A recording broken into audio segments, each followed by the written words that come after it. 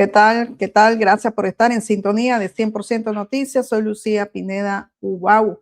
Costa Rica nuevamente da una gran lección de democracia. Los costarricenses eligieron este domingo a Laura Fernández como la presidenta de Costa Rica. Es la segunda mujer presidenta que tiene la nación después de Laura Chinchilla. Fernández representa el continuismo y prácticamente también estas elecciones fueron un referéndum para medir a el presidente Rodrigo Chávez. Laura Fernández gana esta elección con 48.30%.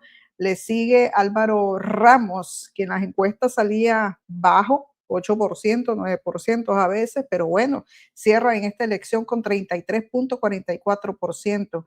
Claudia Dobles de la coalición Acción Agenda Ciudadana cerró con 4.85% y Ariel Robles del Frente Amplio 3.76%. Aunque Laura Fernández obtiene una mayoría en el Parlamento con el Partido Pueblo Soberano, realmente pues no podrían hacer ninguna reforma pues constitucional si no logran pues algún consenso o negociación con otras agrupaciones políticas, pero quedan 5 agrupaciones políticas en Costa Rica dentro de la Asamblea Legislativa: el Partido Pueblo Soberano, el Partido Liberación Nacional, el Frente Amplio, que es la tercera fuerza, y 2 diputados uninominal, prácticamente únicos, ¿verdad? Claudia Dobles, que había inscrito doble candidatura a presidencia y diputado, y queda ella como única diputada de la coalición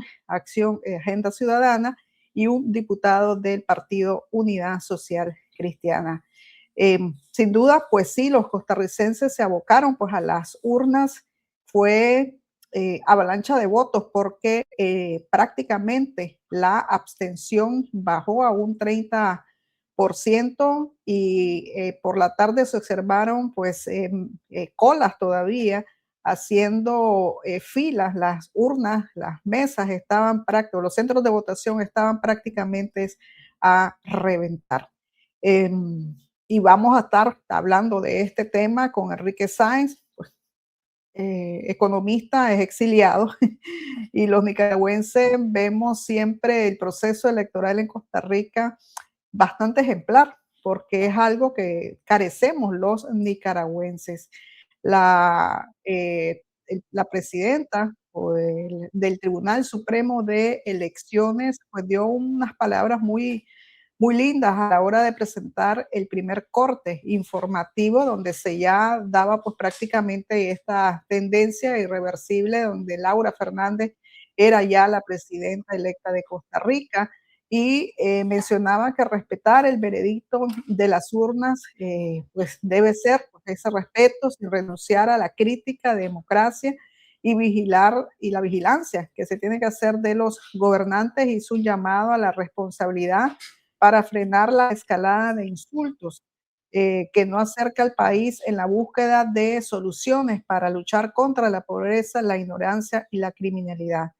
Tenemos que comprometernos a garantizar el marco institucional porque nuestra democracia, nuestra casa compartida exige ciudadanos con responsabilidad y autocontención. Asumamos un compromiso democrático renovado por la patria y por la paz, dijo la presidenta del Tribunal Supremo de Elecciones, cuando pues daban los primeros resultados. Se trata pues de Eugenia Zamora. Y bueno, esto es lo que resultó en esta elección en Costa Rica, una campaña bastante movida. Hubo muchos debates, como siempre, es costumbre en Costa Rica que los candidatos vayan a debates. Habían debates casi diarios, entrevistas, recorridos. Es una campaña bastante intensa la que se vive en Costa Rica. De esto vamos a hablar con Enrique, y también sobre la acusación contra Bayardo Arce, la condena y qué es lo que se avisora, ¿verdad?, dentro del mismo régimen, porque Enrique siempre dice que entre la misma mafia prácticamente se están pasando la factura. Vamos a hacer una breve pausa y regreso con Enrique Sáenz.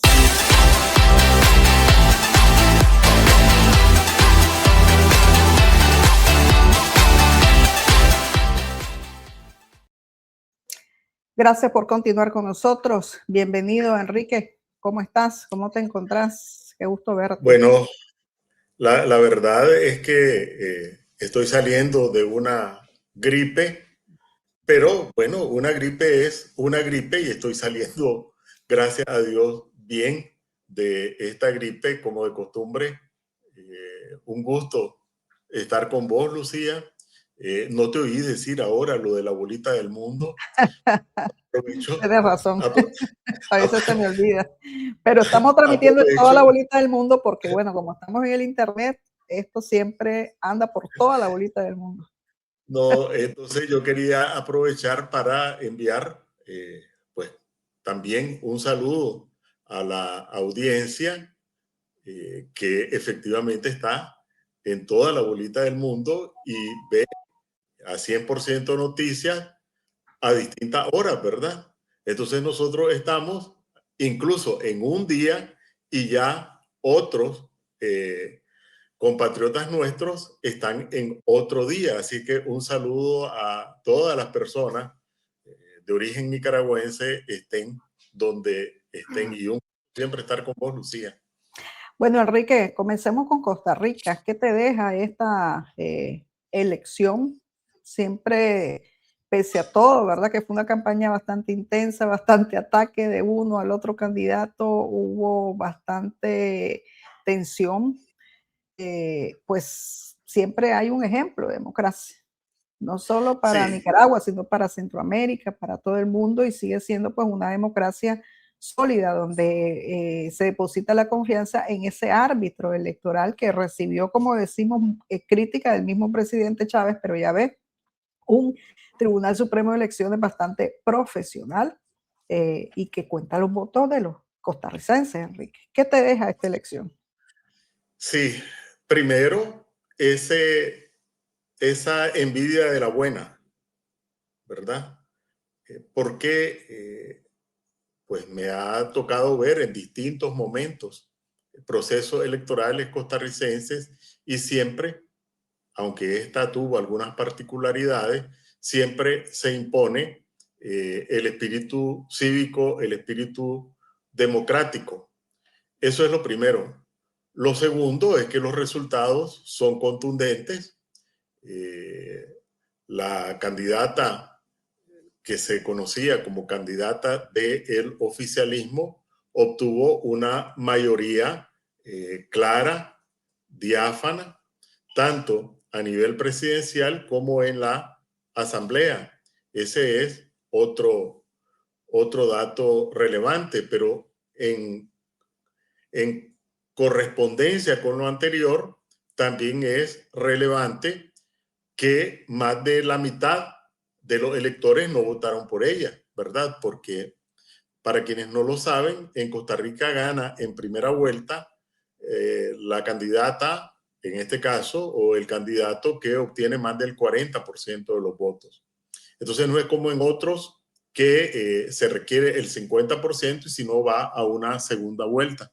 Aquí no hubo segunda vuelta porque ella obtuvo más del 40% de los votos. Entonces, ese es el siguiente dato, que no obtuvo más del 50% y en consecuencia más del 50% no votó por ella.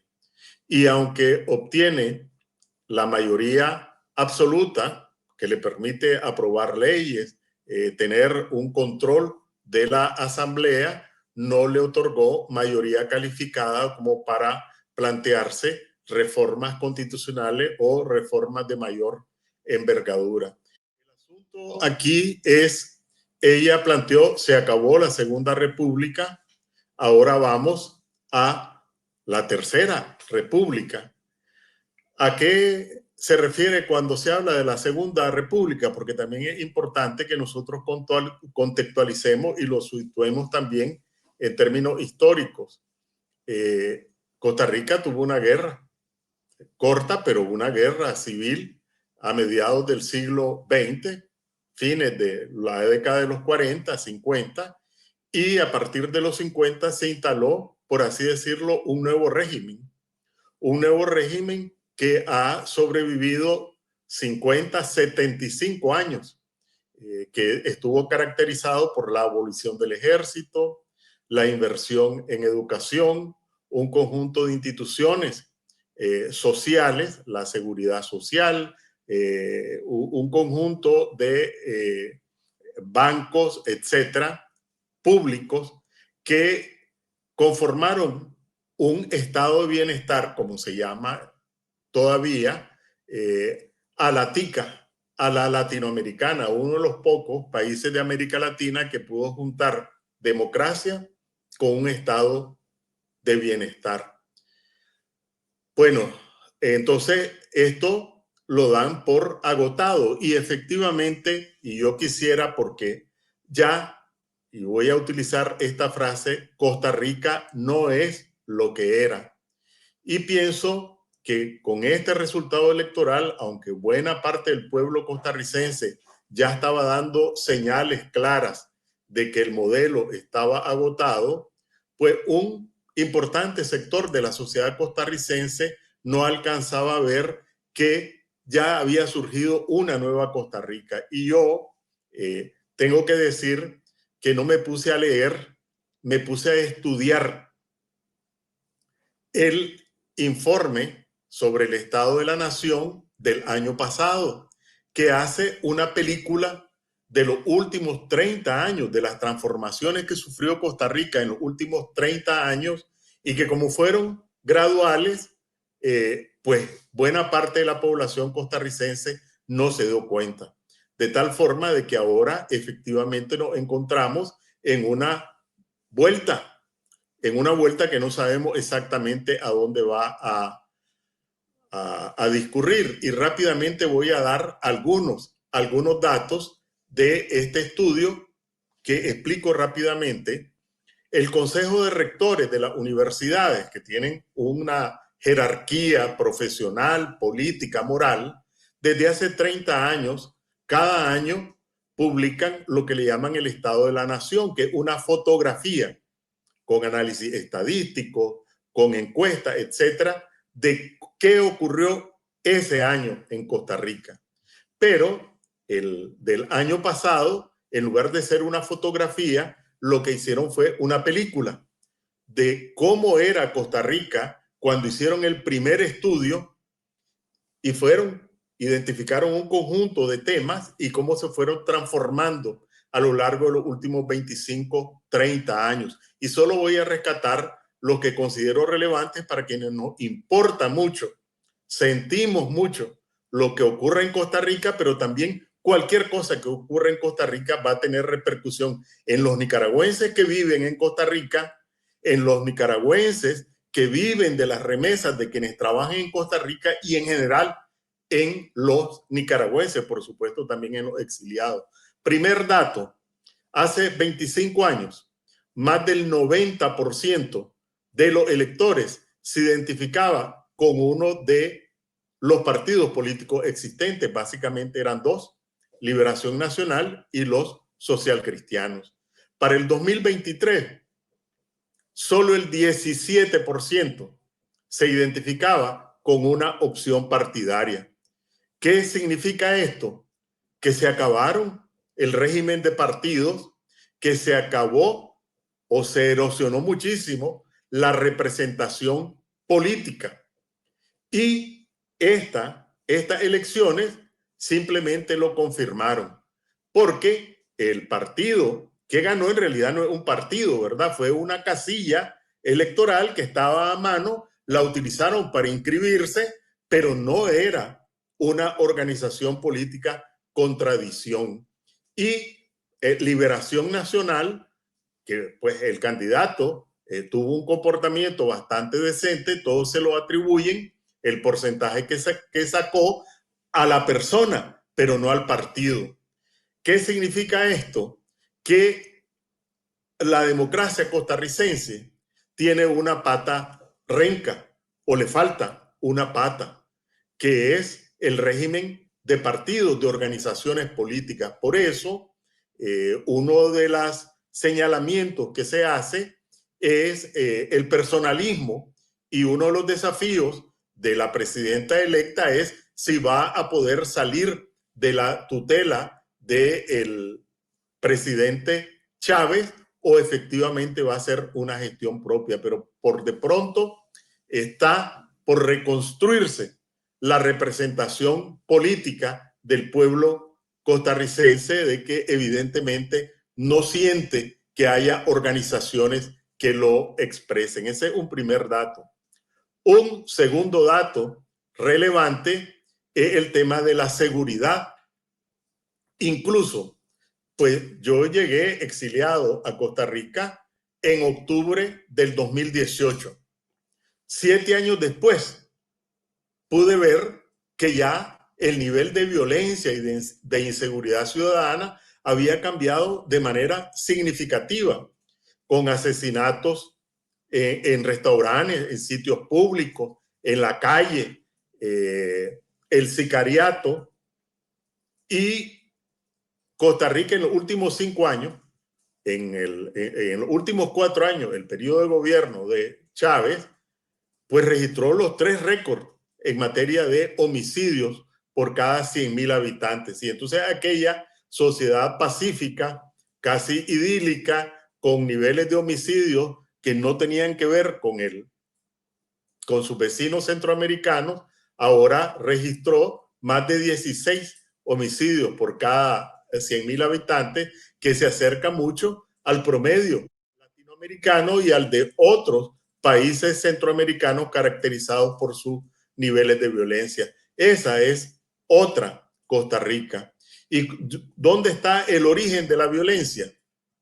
Bueno, lo dice el programa de gobierno de la señora Laura, pero también lo dice este estudio, que la principal fuente de la violencia es el narcotráfico. Y gráficamente me aprendí las palabras. Costa Rica es puente, bodega, centro logístico y centro de lavado de dinero.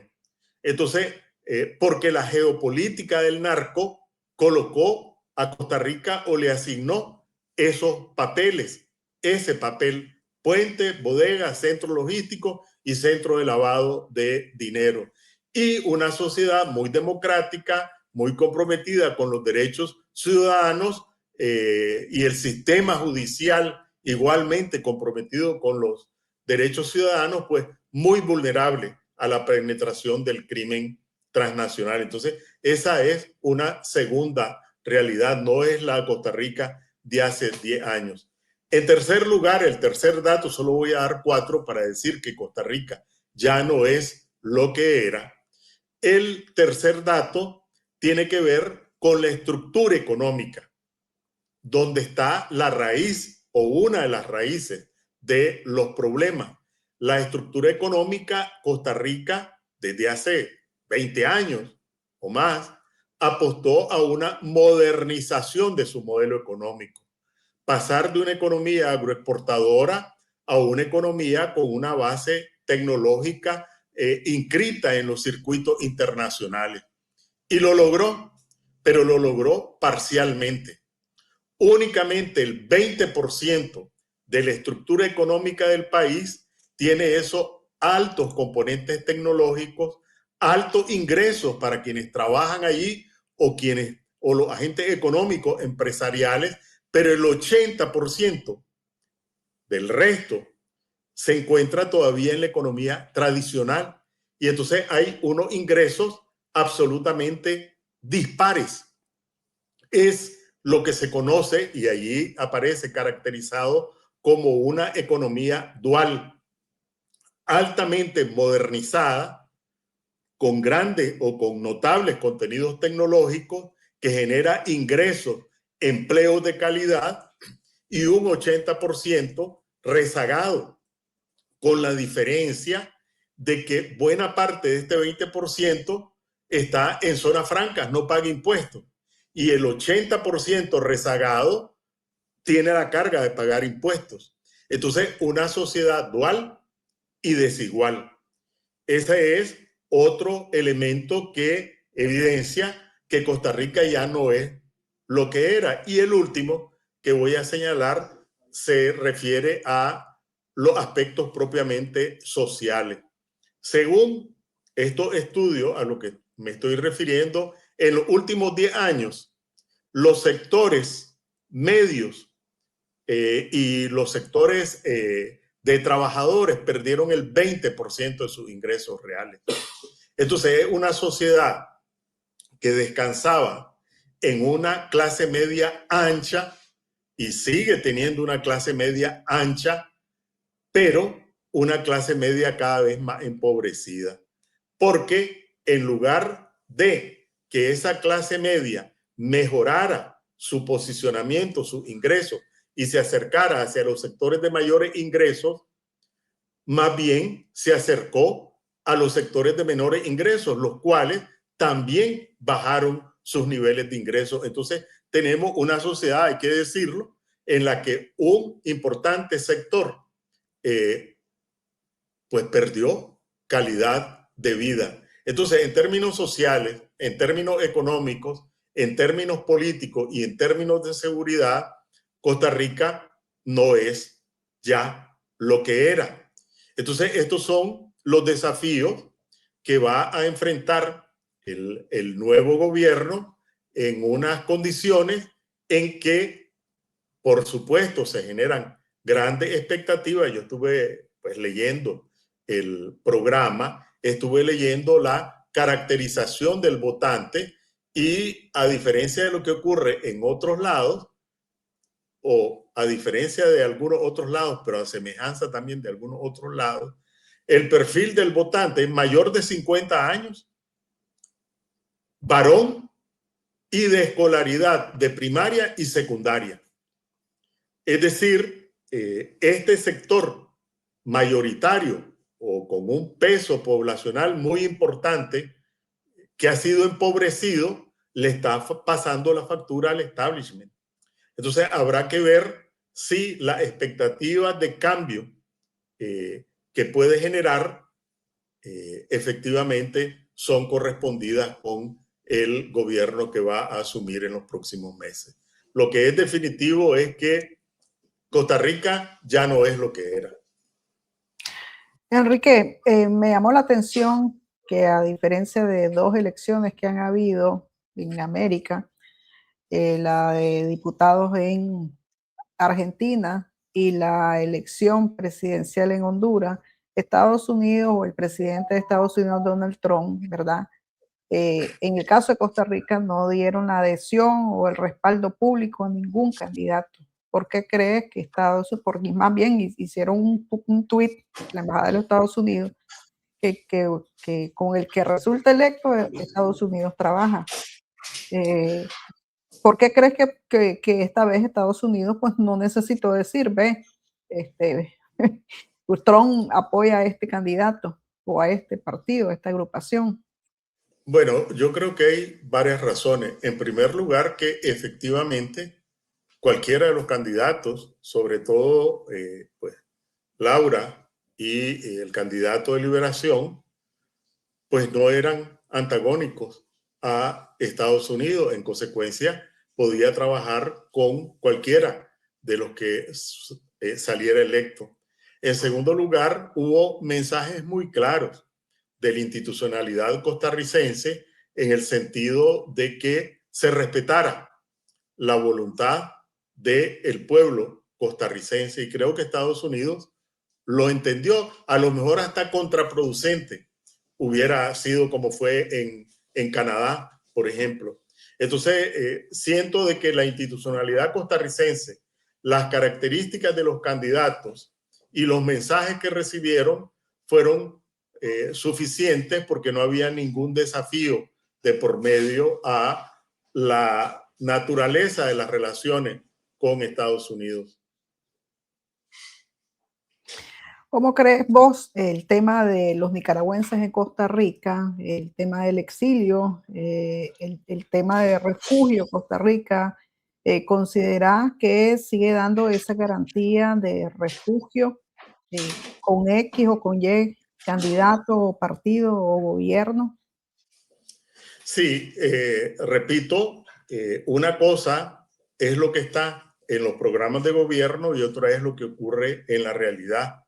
En el programa de gobierno, pues yo no pude identificar algo particularmente amenazante, ¿verdad? Pero es que hay varias realidades. Primero, que algo que no hemos reivindicado lo suficiente los nicaragüenses en Costa Rica es la contribución que hacen la población nicaragüense a la economía del país. Por un lado, y creo que ese es un desafío que está todavía por cubrirse, por un lado la contribución al Producto Interno Bruto, ¿verdad? La OCDE, esta organización de países ricos, de países desarrollados, lo estimó en al menos el 11% del Producto Interno Bruto como una contribución de los migrantes nicaragüenses. Otros han estimado un poco menos, pero el 10% que sea, ya eso es una contribución significativa, pero hay otro dato que tampoco se pone de relieve y es el refrescamiento a la finanza de la seguridad social. Nosotros tenemos una crisis en la seguridad social en Nicaragua porque buena parte de la población que podría estar trabajando en Nicaragua y afiliada a la seguridad social, pero como no hay oportunidades de empleo, se traslada a Costa Rica. Una buena parte de esa población joven, productiva, trabajadora, va a alimentar con sus contribuciones las finanzas de la seguridad social costarricense. No son una carga los nicaragüenses en Costa Rica y no lo hemos reivindicado lo suficiente. Incluso hay una estructura de etaria que se dice de edad en la que están naciendo más niñas y niños hijos de madres nicaragüenses que de costarricenses. El 20% más o menos de los nacimientos en Costa Rica son de madres costarricenses, de madres nicaragüenses. Entonces, están refrescando la estructura poblacional y mitigando el envejecimiento porque las mujeres costarricenses cada vez tienen menos niños. Y entonces las mujeres nicaragüenses en Costa Rica tienen una tasa de fecundidad mayor que las mujeres costarricenses y mayor que las nicaragüenses dentro de Nicaragua. Entonces, eso también tiene una repercusión demográfica que no se ve, pero que es fundamental y que nosotros no reivindicamos. Seguridad social, estructura demográfica y aporte al Producto Interno Bruto. Entonces, no es fácil, no solo no es que no es fácil, sino de que no es posible para Costa Rica deshacerse de la población nicaragüense. Sí, por supuesto, y eso cualquier país, regularizar la situación. Y me llamó la atención que en el programa de gobierno dice que hay 15,000 niñas y niños en el sistema educativo costarricense, la mayoría de origen nicaragüense, sin tener una condición de regularización y el compromiso es regularizarla. Entonces, lo que está en el plan de gobierno me llamó la atención, sí, y esto tiene que ver con los exiliados, que no hay ninguna palabra sobre eso, ninguna palabra sobre Centroamérica, ninguna palabra sobre el orden internacional, sobre el derecho internacional, sobre las organizaciones internacionales, sobre el sistema interamericano. No hay una palabra, como que si Costa Rica fuera sola. Entonces allí diría que como no hay nada escrito ni dicho, pues habrá que ver qué es lo que sale en el camino. En todo caso, está claro de que tienen una mayoría en la asamblea como para aprobar las leyes que consideren, y la presencia de la oposición pues todavía está por verse cuál va a ser la consistencia y la solidez.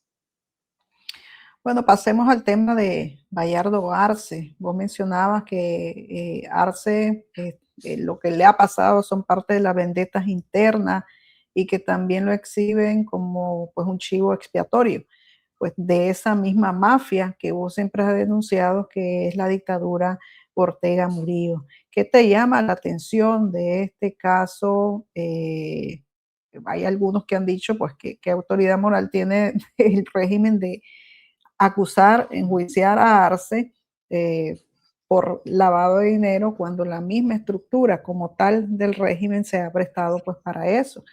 Ya, y que Arce es apenas la punta del iceberg. ¿Cómo ves esta acusación y ya condena a Bayardo Arce? Sí, mira, lo primero que tengo que decir, y lo escribí, es que el punto de partida aquí es que Bayardo Arce era uno de los capos mayores de la mafia en el poder. No era uno mediano, no era uno marginal, sino que era uno de los 3, 5 capos mayores de la mafia en el poder. Esto lo digo porque hay quienes tienen una posición maniquea, creo yo, un poco estúpida, torpe, de que analizar la maniobra montada por la mafia en el poder en contra de Arce es hacerse al lado de Arce, ¿verdad? De Bayardo Arce. Entonces, señalo ese primer punto de partida. Lo segundo es por qué ahora y no antes. Si está hablando de 5.000 millones de dólares, una cifra que se dice rápido, pero cuando pensás en lo que representan 5.000 millones de dólares, el capital de los Pelas lo estiman en la mitad de 5.000 millones de dólares. Entonces, ¿por qué ahora y no antes? Obviamente porque ahora hay un esfuerzo por imponer una dinastía, siendo la maestra de la orquesta, doña Rosario Murillo, ¿verdad? Y está intentando como limpiar la mesa de cualquier potencial amenaza a este modelo dinástico que pretenden imponer.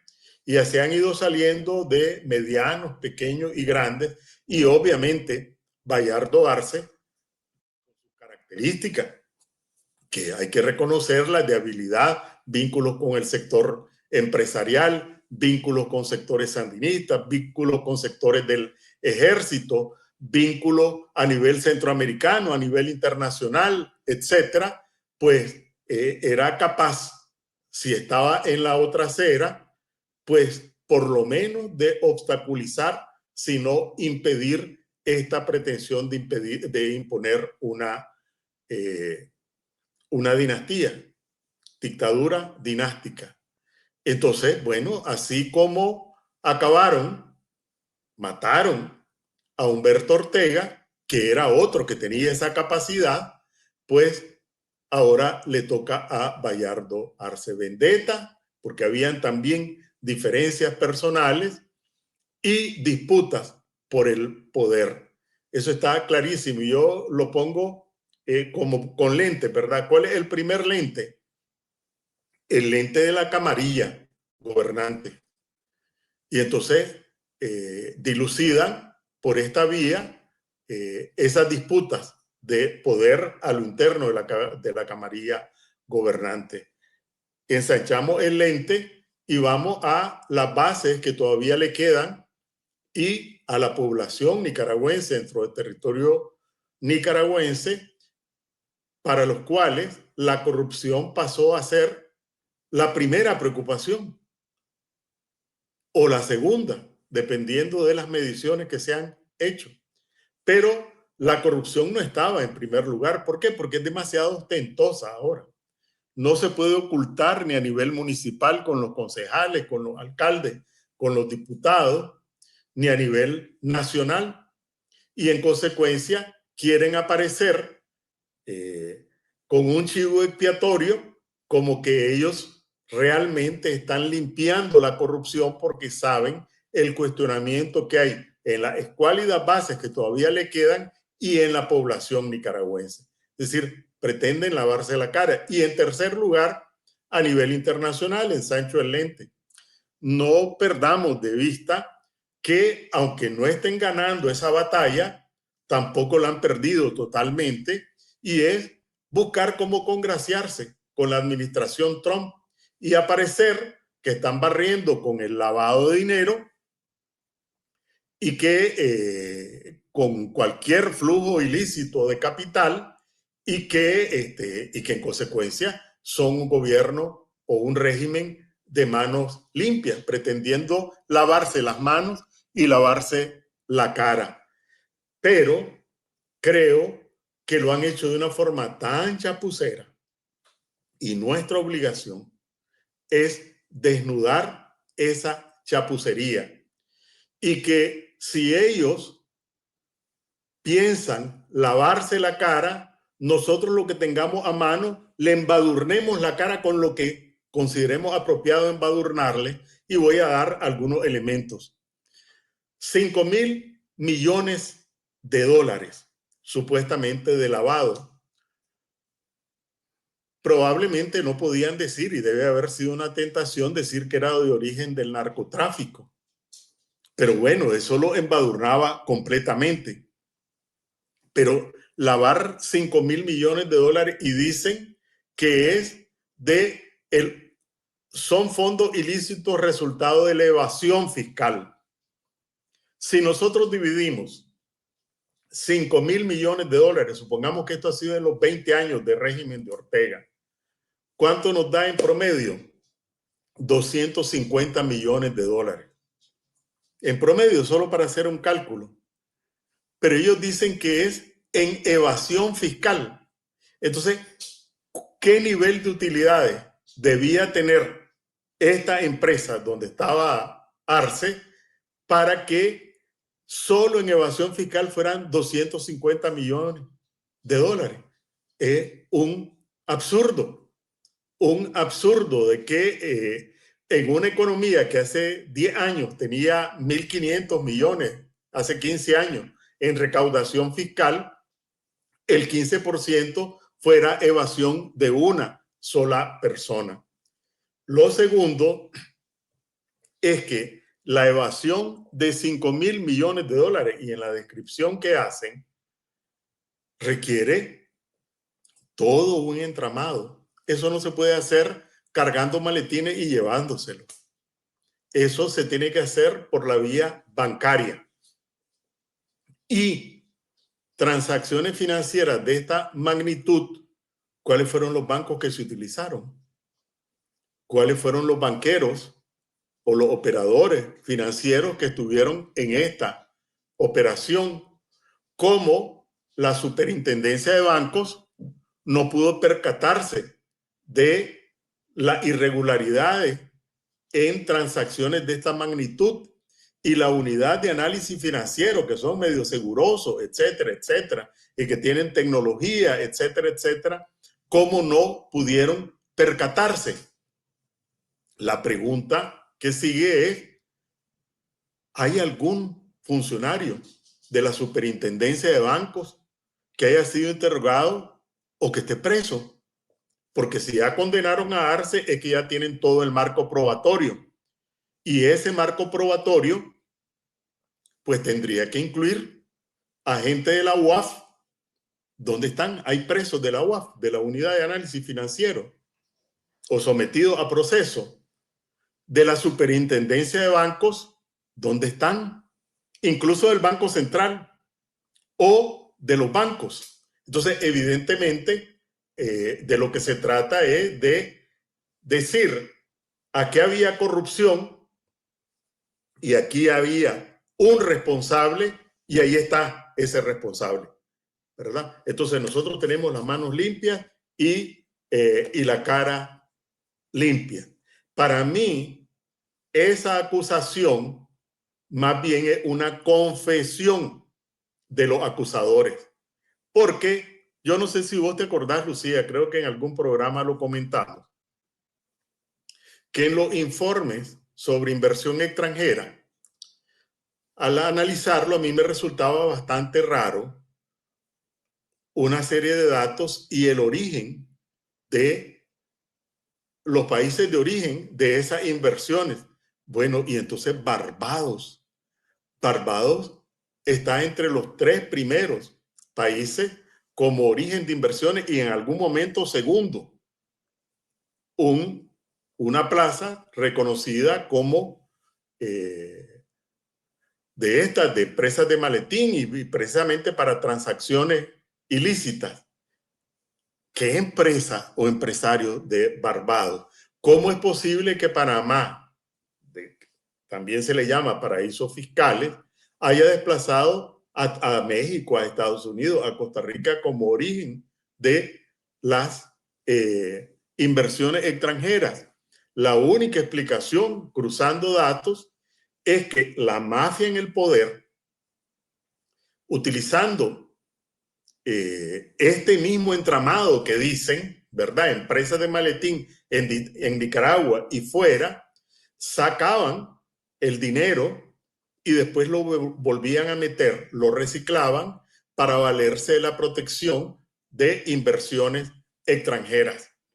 Y esto es lo que explica cómo aparezca Bermudas, creo que era el otro, Curazao. Ellos mencionan allí Islas Vírgenes, Panamá, Islas Vírgenes, mencionan ellos, Islas Vírgenes. como origen de, o como parte del entramado. Entonces, lo que están haciendo es, desde mi punto de vista, confesando que esos son los mecanismos que utilizan para lavar dinero, para valerse del control político que tienen para reciclarlo y meterlo otra vez como inversiones extranjeras, y están señalando un chivo expiatorio. Esto que voy a decir es brutal, ¿verdad? No es mi estilo decirlo.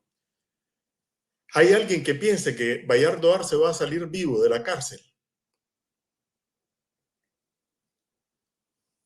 Difícil con todo el antecedente que ha habido, ¿verdad? Del tema de Humberto Ortega. Conociendo lo que ocurrió Humberto Ortega, pero además este hombre, fuera de la cárcel, enemigo público número 1, y siendo como es, no se va a quedar de brazos cruzados. Entonces, es realmente chivo expiatorio con todas las características de un chivo expiatorio. Lo que nosotros tenemos que separar claramente es, sí, es un capo, pero no podemos permitir que, por ser un capo, estos pretendan lavarse la cara y las manos a costillas de un chivo expiatorio. Tenemos que desentrañar, desenmascarar, desnudar esa maniobra de la mafia en el poder, porque qué casualidad, 5.000 millones de dólares, se parece bastante a la cifra que se apropiaron de la cooperación venezolana. Alguien me decía en los comentarios que hace la gente, mirad, me dicen, y no pensás vos que esto vaya también que ver con los cambios en Venezuela, y entonces que digan que parte de la deuda que tienen con Venezuela, pues Bayardo Arce maniobró con esto y él se la llevó, y entonces ya no hay deuda con Venezuela. Todo puede suceder con esta mafia en el poder. Entonces, ¿qué persiguen? Un chivo expiatorio, quitarse un adversario político peligroso, tratar de mostrarse frente a las bases raquíticas que todavía le quedan como luchadores en contra de la corrupción, tratar de mostrarse frente a la población nicaragüense como que están limpiando la mesa, pero también intentar congraciarse con la administración norteamericana de que ellos están dispuestos a la lucha en contra de lavado de dinero, el crimen transnacional, etc.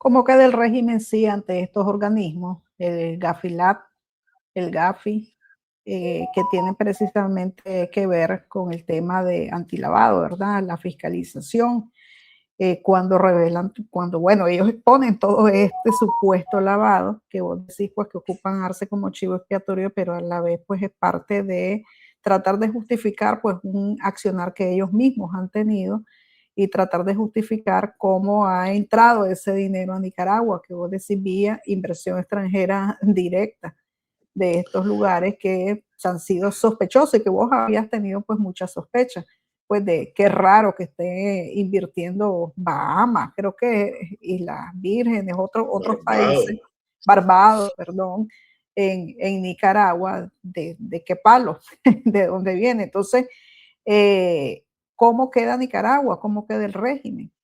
Sí, mira, por eso a mí realmente, aunque me duele la garganta, no dudé con tu invitación porque me parece que nosotros tenemos que desenmascarar esta operación. Porque estas organizaciones internacionales, en este caso el Gafilat, del Instituto de Basilea, etcétera, no es que estén dedicados exclusivamente a Nicaragua.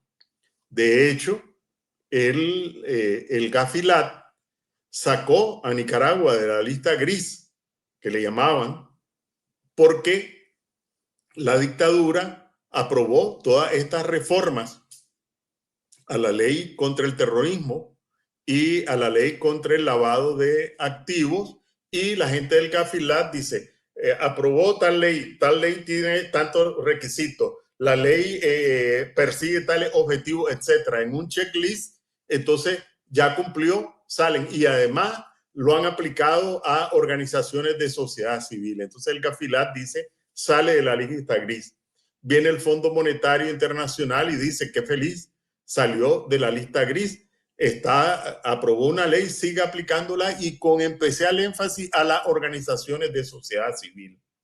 Entonces, somos nosotros los que tenemos que ir con estos argumentos, y ahora que lo estás diciendo, en realidad, pues no debería quedarme solo en lo dicho, sino que ir al hecho y preparar un breve documento para estas organizaciones a fin de que no se dejen sorprender, porque pueden dejarse sorprender, ¿verdad? Y entonces aparece un personaje ahí propio que lo están encausando, que lo están condenando, qué buenos que son, ¿verdad? Están aplicando la ley.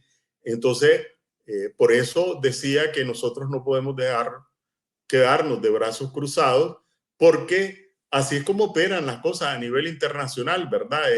El que no quiere enredarse vuelve a ver para otro lado y las cosas quedan a como se presentan. Entonces, el Gafilat tiene que ser un objetivo de nuestra acción esclarecedora para evitar efectivamente que esta maniobra para lavarse las manos y lavarse la cara, pues quede como ellos lo pretenden. Enrique, ya sobre el tema también siempre de Nicaragua, con estas comunicaciones que ha hecho el Departamento de Estado a través de sus redes sociales, en la que eh, tildan de cobarde a Rosario Murillo, la cobardía de Rosario Murillo, el invento de la copresidencia, y que se centran en la figura de Rosario Murillo. ¿Qué se puede esperar, verdad, de esta ya perfil que hace Estados Unidos sobre Murillo? O sea, es la Maduro ahorita de Nicaragua. Sí, mira, a mí realmente me llama la atención la persistencia, porque no es ahorita, ¿verdad? Sino que ya traen meses la cuestión de los señalamientos con nombre y apellido de prisioneras y prisioneros políticos, señalamientos sobre el tema de derechos humanos, distintos tipos de posicionamientos muy concretos, muy específicos, nada genérico.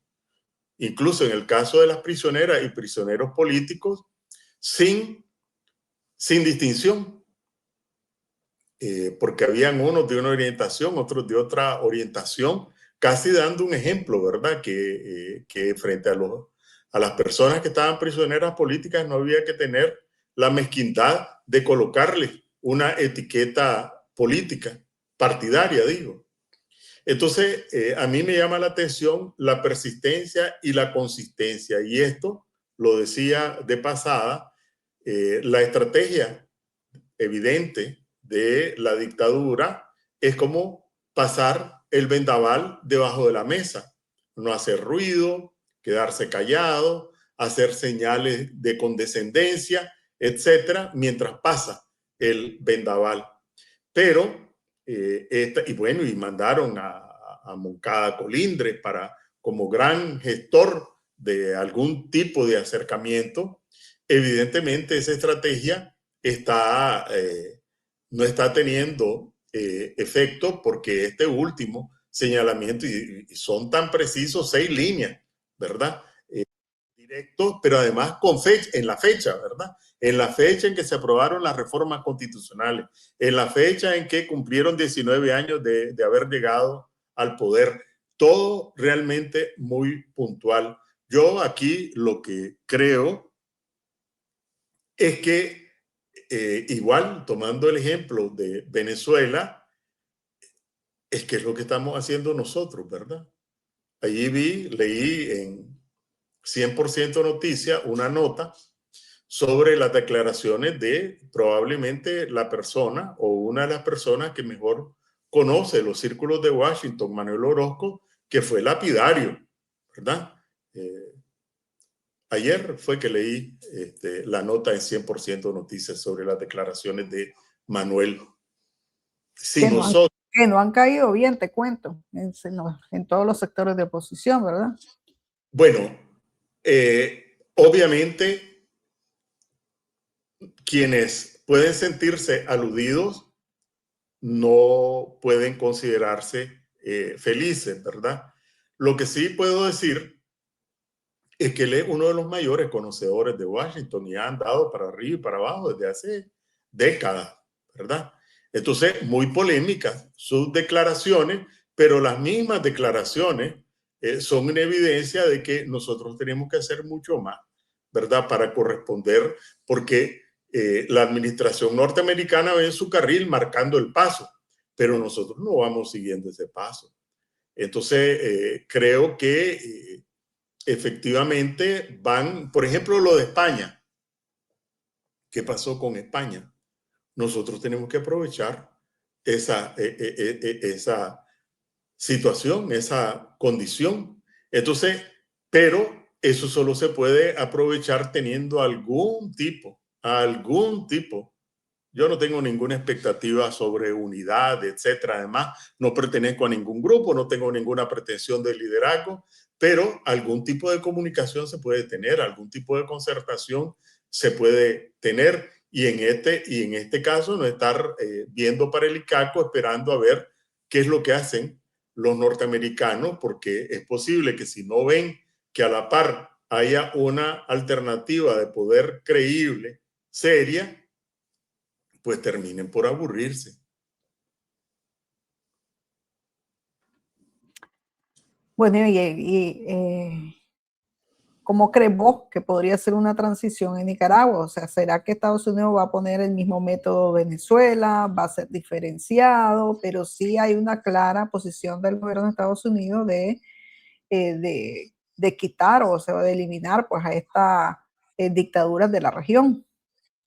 Bueno, lo que está hasta ahora claro en Venezuela es que la opción no es tierra arrasada, ¿verdad? Acabamos con todo, los montamos en un portaaviones y que se vayan toditos y en algún lado, en alguna isla desierta.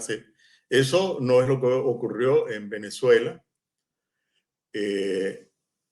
En consecuencia, quienes tienen la expectativa de que va a haber tierra arrasada y que lo van a poner solo para asumir el gobierno, pues me parece que están equivocados. Pero también hay otra cosa, Lucía, y bueno, voy a quedar en el plano de Manuel, ¿verdad?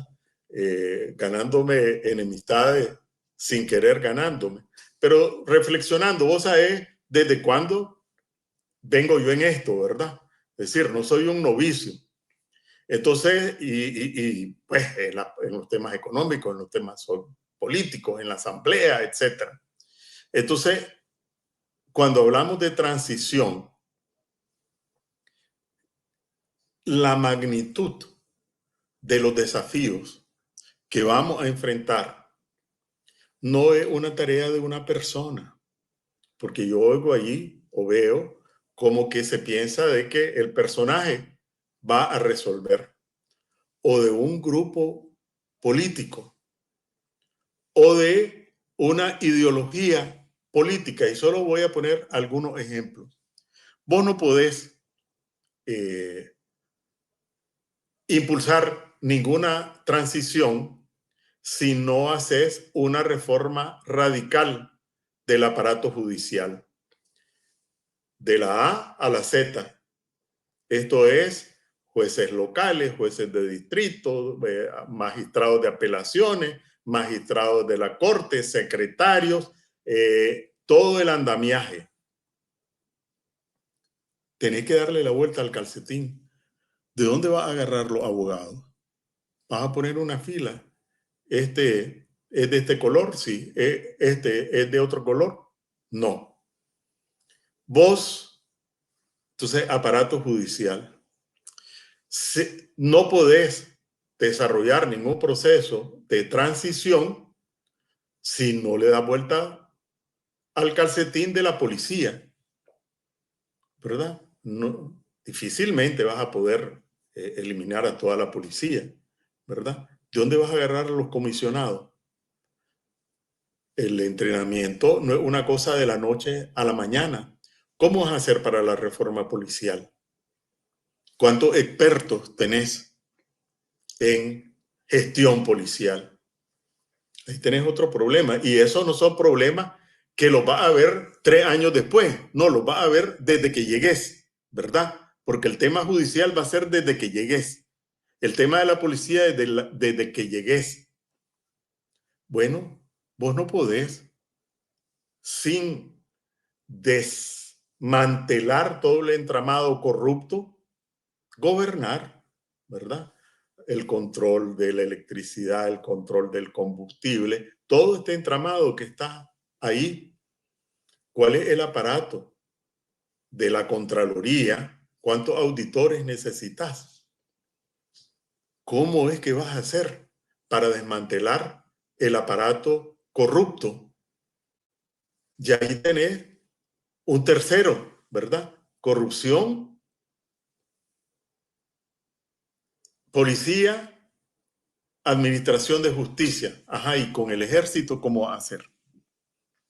Es una persona la que lo va a resolver, es un grupo político, es una alineación ideológica. ¿Cómo va a hacer? Bueno, y lleva 4, ¿verdad? Pero solo voy a decir 2 más. Ajá, y el problema de la seguridad social, ¿cómo lo va a resolver? Tenés ahí a casi 400,000 pensionados que tienen 2 años de no recibir un centavo de ajuste, con pensiones de hambre. Casi 400,000. Esto inmediatamente, si así fue como comenzó la crisis, ¿verdad? En el 2018 con las pensiones del INSS, ¿cómo va a hacer con la crisis de la seguridad social? ¿De dónde vas a agarrar? ¿Les vas a ajustar pensiones? ¿De dónde? ¿No les vas a ajustar? Entonces, ¿para qué los pensionados quieren que vos tome el gobierno? Ahí va 5 inmediato. Y te puedo decir otro. Este país no sale adelante si no hay una transformación educativa en todos los niveles. En la universidad, la recuperación de la autonomía, el restablecimiento de las universidades, la libertad de cátedra y el sistema de educación básica. ¿Cuántos expertos en educación tenés?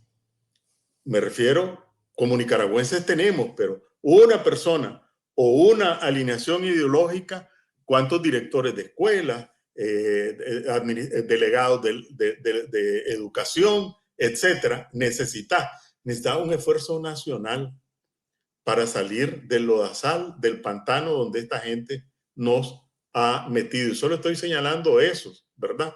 Pero podría señalar otros. Entonces, ¿qué es lo que quiero decir? Que no se trata de soplar y hacer botellas. Y yo, lamentablemente, no digo que tengas todas las soluciones, pero por lo menos debes de tener claros los problemas a los que te vas a enfrentar. Y yo veo a la gente como que si, alguna gente, no a la gente, alguna gente, veo como que si esto es solo cuestión de esperarse y después soplar y hacer botella. No es así la cosa, porque no es así como nos están viendo.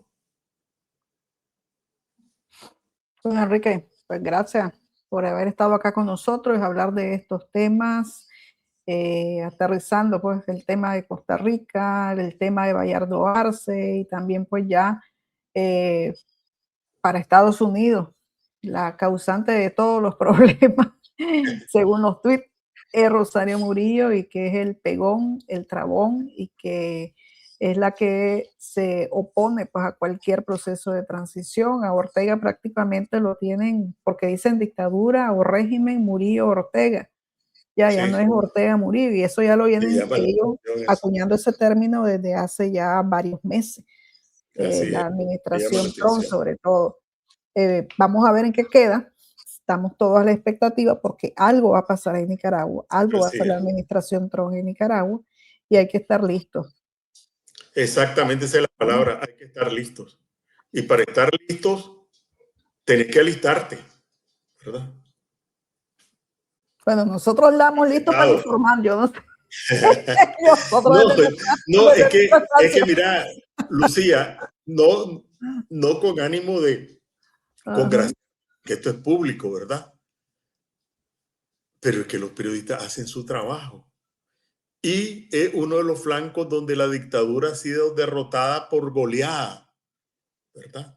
Porque ahí están los periodistas y las periodistas, ahí están los medios de comunicación informando, poniendo el vinagre, la sal en la herida todos los días, a toda hora, haciendo su trabajo. Pero ustedes no son partido político. Sí, nosotros hacemos nuestro trabajo. Así es. Ya. Así es. Así es.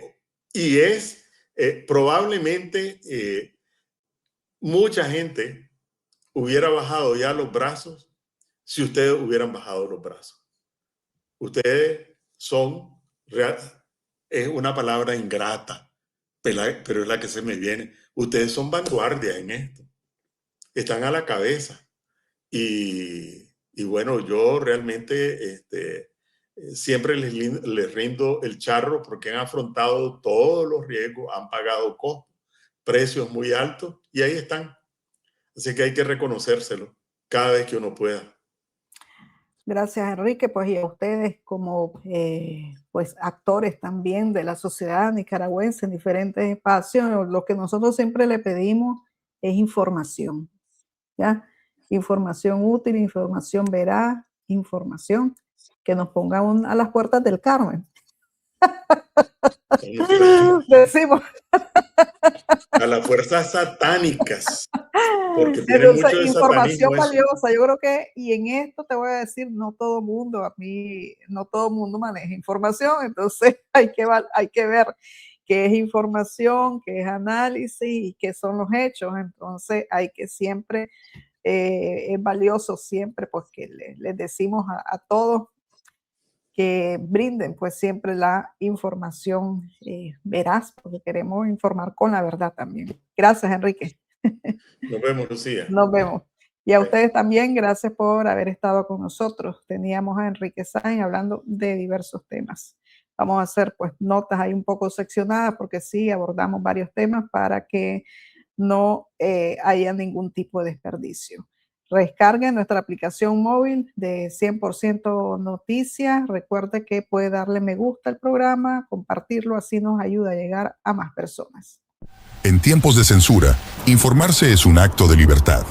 Llega la nueva aplicación de 100% Noticias, diseñada para dispositivos móviles imposible de censurar. Más moderna, más liviana, más poderosa que nunca. Tu experiencia será más ágil, personalizada e interactiva. Descubrí las nuevas funciones que te mantendrán siempre informado. Vos elegís qué querés recibir. Activa o desactiva alertas por categorías, política, migración, internacionales y más. ¿Sos de los que lee de día o de noche? Cambia entre el modo claro y oscuro en configuración. Infórmate en video con nuestros shorts en una galería estilo Reels, todo integrado en la app. Damos prioridad a temas claves: migración, economía, elecciones, desastres naturales, crisis políticas y coyunturas sociales. ¿Querés leer más tarde? Guarda tus noticias favoritas en Mis Contenidos y accede cuando quieras. Suscríbete fácil al boletín desde la app y recibí lo más relevante directo en tu correo electrónico. En Nicaragua somos la plataforma digital que se atreve a seguir innovando. 100% Noticias es el único medio nicaragüense con una aplicación móvil de alta tecnología, pensada para informarte con inmediatez, libertad, claridad y seguridad sin censura. Descárgala hoy mismo, disponible en App Store y Google Play. Informarte es tu derecho. Defenderlo, nuestra misión. 100% Noticias, con primicias a toda hora.